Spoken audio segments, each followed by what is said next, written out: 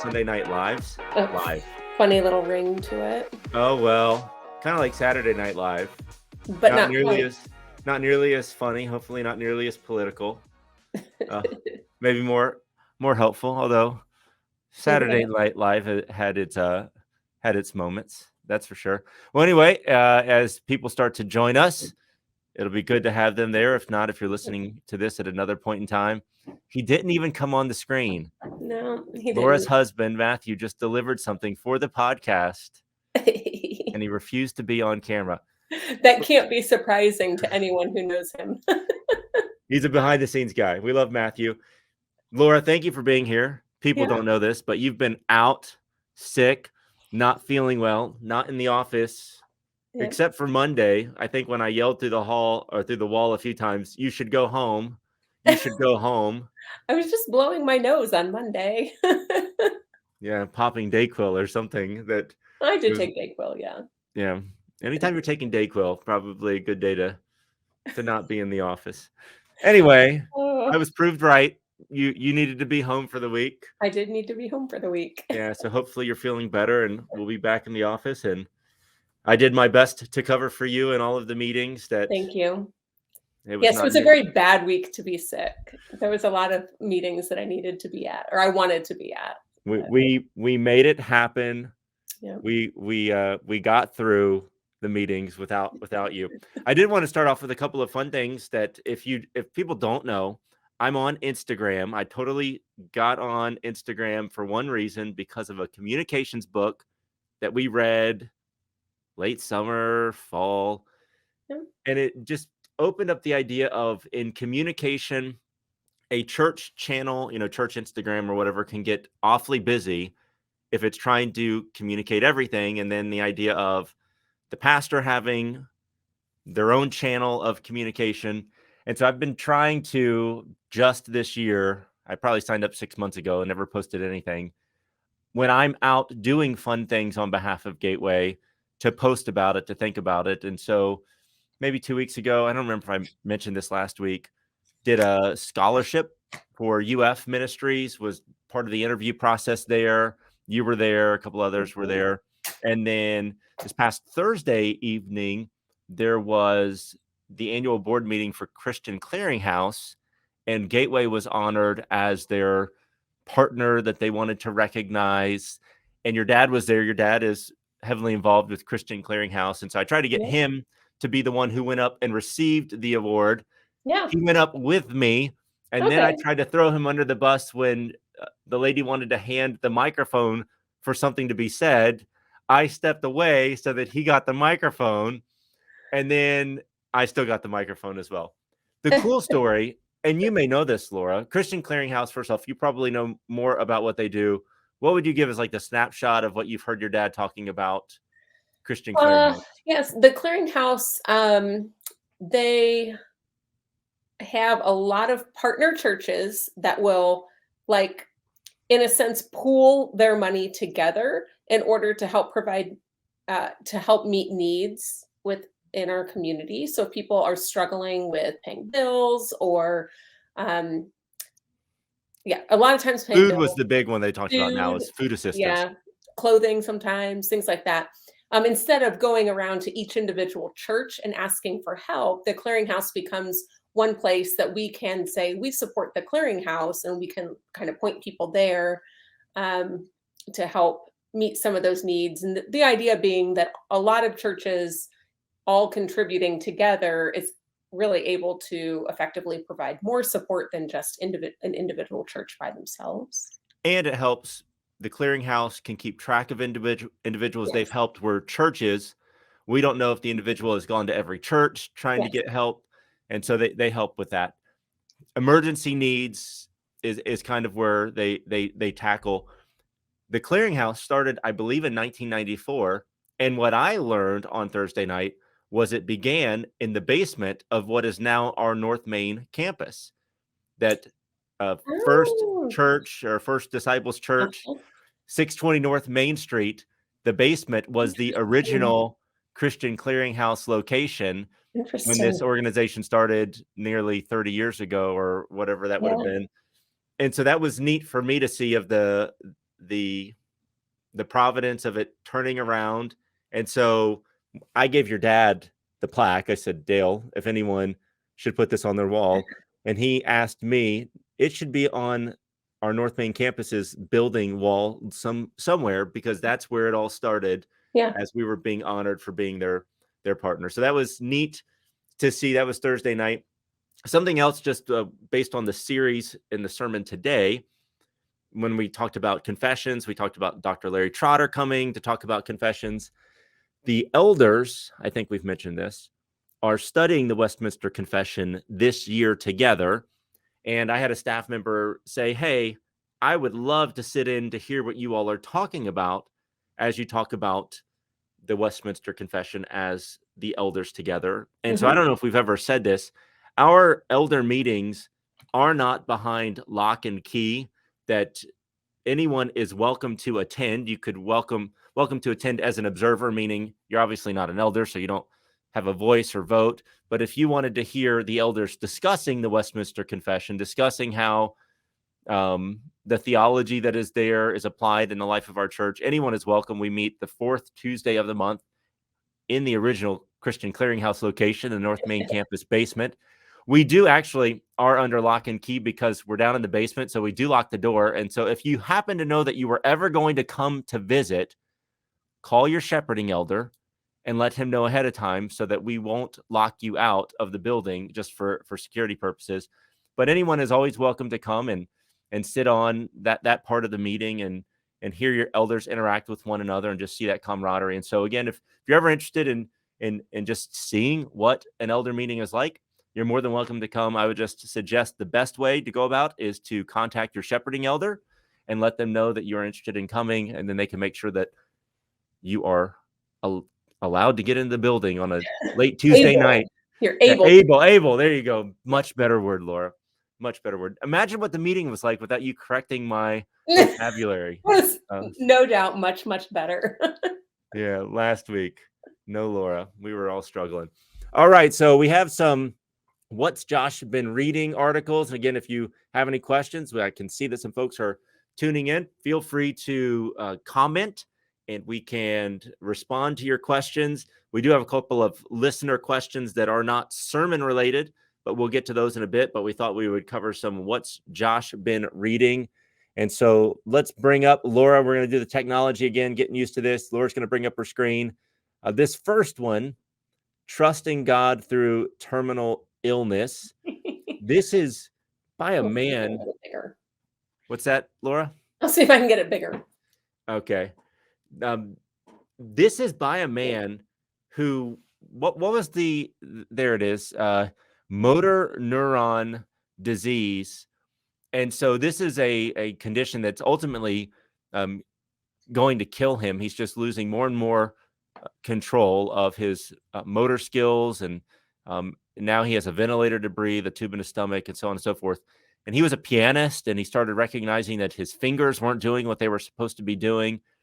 But this was such a beautiful article when I think of folks in our congregation who are struggling with various difficult illnesses. I know of one couple, the husband and the wife are both struggling with cancer, and different surgeries have been done. There are just many, many different kinds of illnesses that people at Gateway are facing. And ultimately, we're all facing a terminal illness, our mortality. We're all going to die. And there was just some beautiful reminders from a man that I have to imagine either had to voice, record this, or have somebody else type it for him due to the condition that he is in, and yet beauty and hope. So the four reminders, just like the overhead view, if you're facing an illness, if your illness may be in the mental health world, just great promises and reminders. One, that I am precious. Two, I am blessed. Three, I am useful. And fourth, I am being made new. And so I would just encourage you to go check out that article, these wonderful promises, scripture there to remind us of these great truths, no matter what we're facing, no matter what these bodies of ours that may be breaking at a faster rate than others, the envy that I can only imagine in seeing people who are healthy and whole. I am precious. I am blessed. I am useful. I am being made new. And this is what I would also say. If that's not the situation that you're in, remember that these are true if you are the person suffering, but remember that these are truths for those in your life who are suffering, even when you're the one who's not suffering, that maybe the precious is easy, like they're precious. Finding ways to communicate without it being like almost like a Christian insulting of the Like situation, but like, belittling or something. yeah, like Yeah, yeah, that they are blessed, that they're useful, that they're yeah. being made new, like finding the way to communicate through really empathizing with their situation, that that these aren't just like little Christian coffee mug things, that these are truths that they will know whether or not you believe it about them. And so just a great article, Trusting God Through Terminal Illness, that I would recommend if you are going through something like that or know someone who is. Another one, completely different kind of topic. This is from the Presbyterian Church in America's website for women. It's, I guess, they're like their women's blog, and I came across this one. Sometimes efficiency is overrated is the name I of had the to laugh article. when I saw that. Like, I hadn't read the article yet, and I was like, "Oh boy, this one's gonna hurt." Well, I the love picture there of the efficiency. wheelbarrows is just her talking through a story of moving some bricks in her yard and deciding to be inefficient so that she would appreciate the process and the experience. Laura, I love efficiency. Do you like efficiency, Laura? I love it. Yeah, I think that most people really, really like efficiency. We are Mhm. a culture, a society that is driven by efficiency. We love our food. We love it fast. You know, we like it quick. I don't care if you call it fast food or quick service, you know, however you spin it. The point is, we don't like to wait. Um, I thought of when I was thinking of this article, lack efficiency is why parenting is so exhausting, because it's so inefficient kind of work. Like it's not quick work. And so Yeah, if you're a parent and you're exhausted and you feel like life is so inefficient, yep, you you're know, probably doing it right then. that's parenting. But the part down near the bottom, the gospel is fully sufficient but often not efficient. There's this section, the gospel takes the long way, and just a lot of reminders of the wording that I put there was that the gospel is completely sufficient but often inefficient. And so there's the story of, you know, they take Abraham and Sarah, the elderly man and the barren elderly wife, to be the father of many nations. That is not efficient. Israelites, you know, it was not a long walk from Egypt to the promised land, but it took them 40 years. That is not efficiency. You could just go down the long list of Joseph, 17, was it 17, 13 years in prison? I think he was in prison in Egypt to become second in command. The Israelites were slaves in Egypt for 400 years. Just lots of what we would consider inefficiency. And yet there's the fully sufficient promises throughout all of that. And I think in just our culture, that's why the Christian faith can often, um, I like true Christianity can often be packaged in a way where it is efficient, and then we're almost shocked as Americans when the first article we looked at becomes our reality, Mm, yep. and suddenly there's no efficient fix for that gentleman's situation, and then the Mhm. hopelessness and the despair. And so, in a way, these two articles are not related, and then another very real way, they are much related. And so, a great one if efficiency, irritation when the line is longer than you want it to be, or whatever it might be. Sometimes it's good. I go through the lines. I don't know if you do this, Lord, but like everywhere now has the self checkout, and Oh, I'll yeah. see. And this is what's crazy. I know the temptation of taking the self checkout even when there's a cashier open, because I think to myself, I'm more efficient than they are.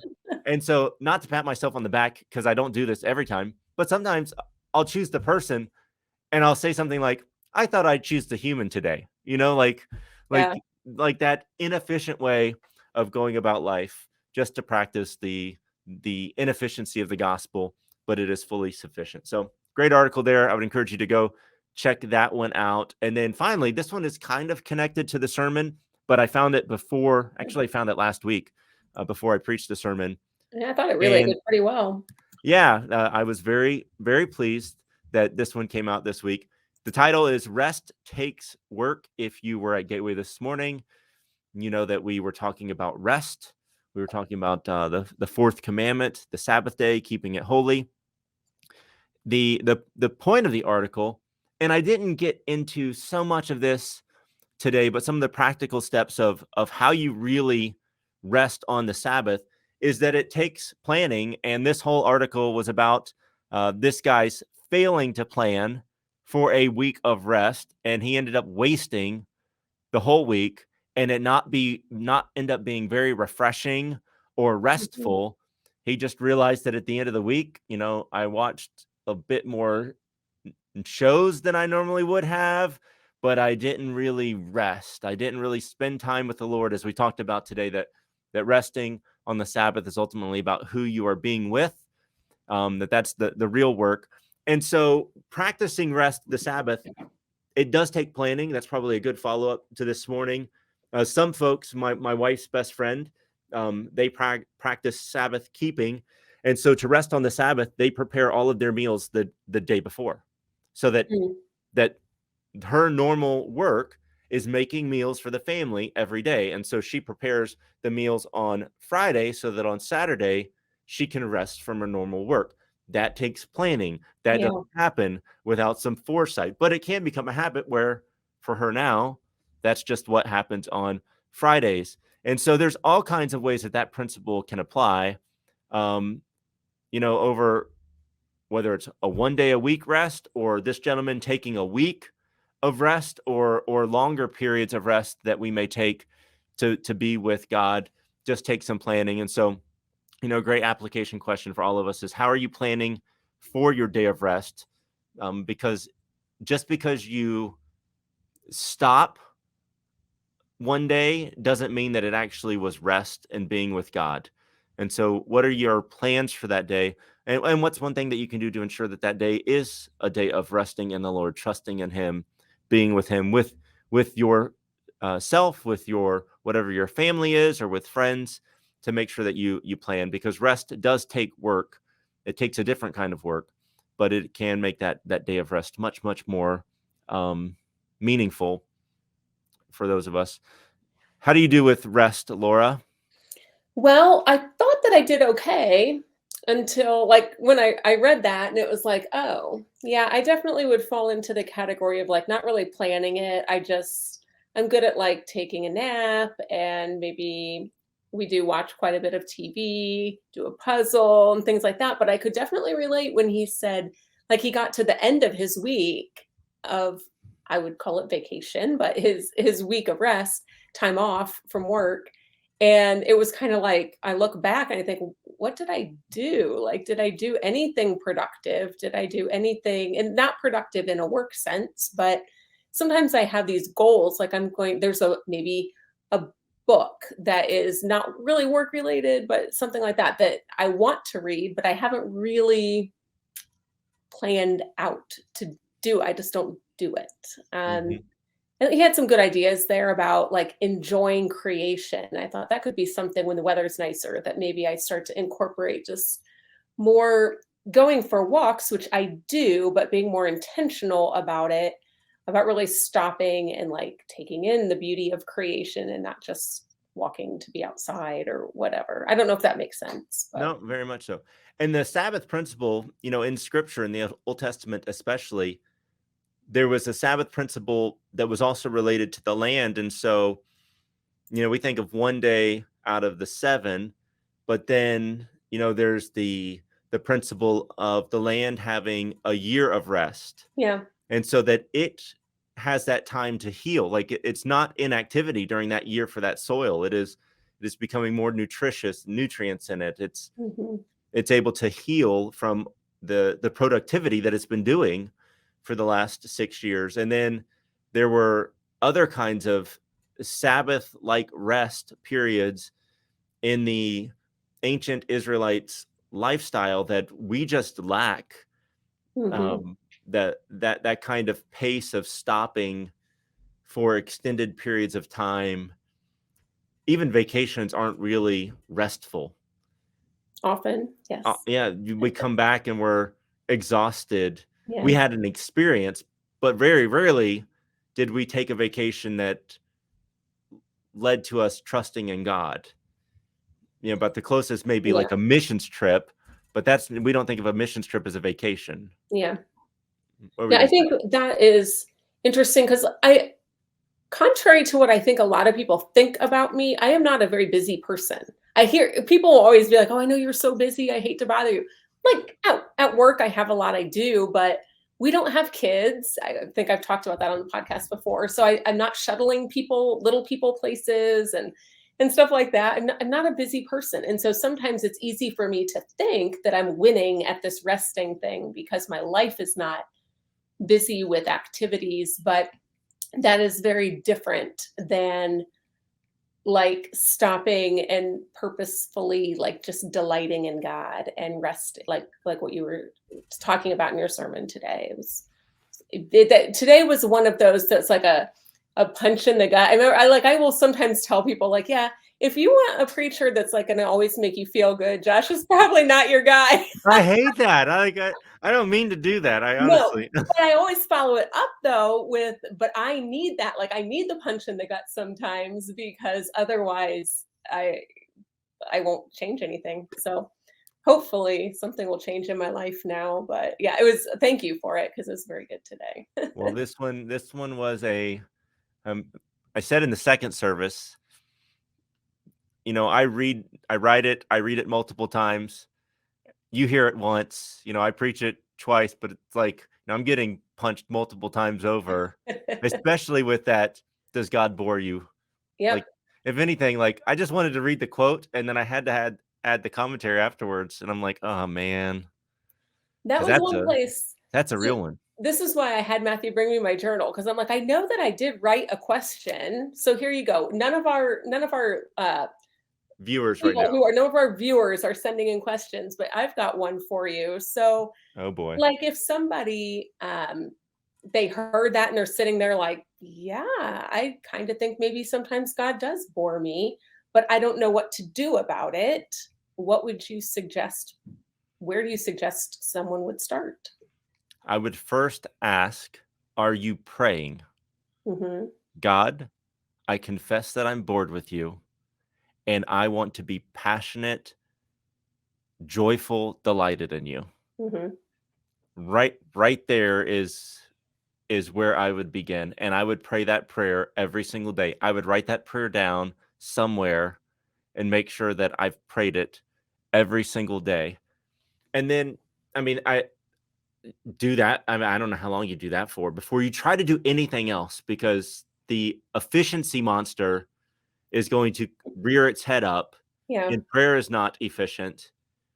But I would begin with prayer, because that's the admitting that something is not right. You Yeah. can pray that prayer. Pray, God, I'm about to open your word, and I don't want this to be school. I want this to be delighting in my relationship with you, that amaze me that I'm getting to hear from you right now. Mm. Like, start with that kind of prayer, and see what happens at that point. I think it in the most part, it is, if you recognize it, that's a great first start. Start praying. I Mhm. have I think we mentioned this in the very first episode back this year, that the prayers for myself was that category that I realized that I'd failed to do for a while. Mhm. And these are the kinds of things that I pray for myself. You spot something, and I would just encourage you, start praying, and pray for these things every single day. Don't stop knocking and knocking and knocking on the door, is the biblical Yeah. metaphor of wanting to delight more in God. That's where I would start. there's many river fingers that branch off after that, but that is the Yeah. beginning, the spring that the river starts at. Thank you Great. for your question, Laura. Like Yeah. the one sermon question. Upcoming event to share, and then we got 2 listener questions if nobody else sends anything in. Sure. So I picked the mobile food pantry, but a little different spin on it. Normally, when we talk about the mobile food pantry, it's because we need volunteers, and we are actually all set, I believe, on volunteers. It's coming up Saturday. So today is Sunday. It'll be the next Saturday, and um, I just kind of thought maybe it would be good to remind people that there are a lot of people in our community, our neighbors, maybe family members, maybe some people who even listen to our podcast who could benefit from the food pantry. It's free, it's open to anyone. You do have to pre register, I believe, with Chopin Hall. This is something that we do in partnership with them. So you can call the church and we can give you their information, but you can't like actually register through Gateway. You have to register through Chopin Hall. Mhm. But just to remind people that that is a resource that's out there for our community, and it's a great thing. So And I know that, again, based on Christian Clearinghouse's meeting, that due to grocery prices, this is a big need in our community and a great service. So make sure you pass on, as Laura's saying, pass on the word. yeah, People may not know about this service. You may be in need and not know about this service. Please, we don't want anyone being hungry or any of mhm. that stuff. There is no shame to be carried with that, no guilt to be carried with that. Let these organizations, through churches and partnerships, help you and bless you with the food that you need. Listener questions, Laura. All right. Listener question number Let me, one. So yeah, somebody let had me apologize to questioner number one. Very underwhelming answer and response to. it kind of is. Sometimes it happens. I can relate though. Remember I had a question sitting in the queue for like a year or year and a half, and you Thanks finally for answered. It was reminding me very about that one. underwhelming as well. So I feel your pain here. This one is more of an answer though than the one Yeah, I it gave wasn't you. just I don't know. Yeah. Yeah. Okay, so somebody's been reading in Genesis because we've gotten several questions from the same listener, and they're all in Genesis. I love it. All right, in Genesis 11:8 and 9, God scatters people throughout the earth. How did the people get spread out? Did God just pick them up and place them somewhere, or what happened there? So drum roll, Josh's fantastic answer. They walked. Maybe some rode camels. I don't know. Like it is not a supernatural God picking them up and putting them somewhere. It's historic recording. Just think of it. How would God get people to where they were? They all walked. They moved there on their own feet or on animals. Nothing miraculous would be the way to describe it. Just when we're reading stuff that's historical narrative, read it for what it says. Don't try to read too much into it. All right. You're getting all the timestamps in here, behind the scenes stuff. I saw I that note I for know every time. This is what like our third one this year. I'm getting a little bit better, although I'm going to have to tell Morgan like these are really rough because I'm usually halfway through your answer before I remember. Oh yeah, I was supposed to look at the timestamp. all So I'm right. just kind Second of question. guessing, but I'm doing better than I did last week. Progress, not 2840. perfection. So 2840 for question number 2. thank you. 2840. Okay. When Jacob wrestled with God, was God using godlike strength or did he ease up and fight like a human? So this is Jacob wrestling with God. This is right before he meets back with Esau, and so he's a little bit nervous about meeting Esau. Little fun fact about this passage of scripture: in a Kevin James, I believe is the actor's name, movie, Here Comes the Boom, which is about him being a science teacher trying to save the band department Woohoo! I've never because even there's heard of this movie. it's a pretty funny movie. Um, and so to save the band department, he needs to raise like $40,000 in the year, and so he starts doing MMA fighting as a science teacher. And Kevin James is not a very in shape person. Mhm. He's getting help, and there's a scene where the guys are all coming to dinner. They read this script. There's like a little devotional based on this scripture, and they all pray. Like it's amazing to see. I don't know what his faith is or if he has faith, but very not mocking the Christian faith, Yeah. but this is the passage that was used because of all of the wrestling and stuff going on, Okay. and Jacob wrestling with Okay. God. So was God using godlike strength, or did he use upon Jacob? Mhm. God would have crushed Jacob if he was using his omnipotent power. So in some way, he eased up on Jacob. Now, the part about did he fight like a human, I don't know if we could really say that. The only, God and human is Christ. This is way before Christ became man. And so, just I don't want to be too nitpicky about that language, but I would just caution saying that he fought like a man. I would say whatever power or strength that God used, it made it possible for Jacob to live and not be crushed, even though that experience left him with a memorable limp, because Jacob walked with a limp ever since then with wrestling with God. So it was not the full power of God, because that would elevate Jacob to being really, really powerful. But it was still divine power. So I wouldn't call it fighting like a human, but yeah, God was definitely going easy on Jacob, much like he goes easy on all of us Yeah. when his omnipotent power would really crush us if we got the discipline that we deserve for trying to wrestle with him. So no questions in, Laura. That is it as far as the outline. Anything else you want to share in the podcast? I got nothing. I will say this. I listened to an episode of Gateway Church's podcast. Did you listen to the one about Jared? The first stories one. And so I will say, if you have not listened to Sean's first episode of the stories of Gateway, he did it on Jared McBride. That is exactly why we changed up the podcast, because I knew Sean would nail that idea and help us get to know others in our congregation. And so if you haven't listened to that one, go listen to it. And I am looking forward to episodes that I want to listen to of learning about people at Gateway. But that was a great job. Well done. Even the outtakes after the episode was over of them talking about all of the many funny Jared digs that they did. I haven't listened to it yet. I need to. Now I really want to. It's I already a want good to. one. It's a good one. Well, I think that is it. Thanks everybody for tuning in. If you have questions, remember Sunday nights live at 6 p.m. We would love to start this being a community interacting with you all in the comments section, or however we can do that. So start leaving comments. We love you all. We will see you next week.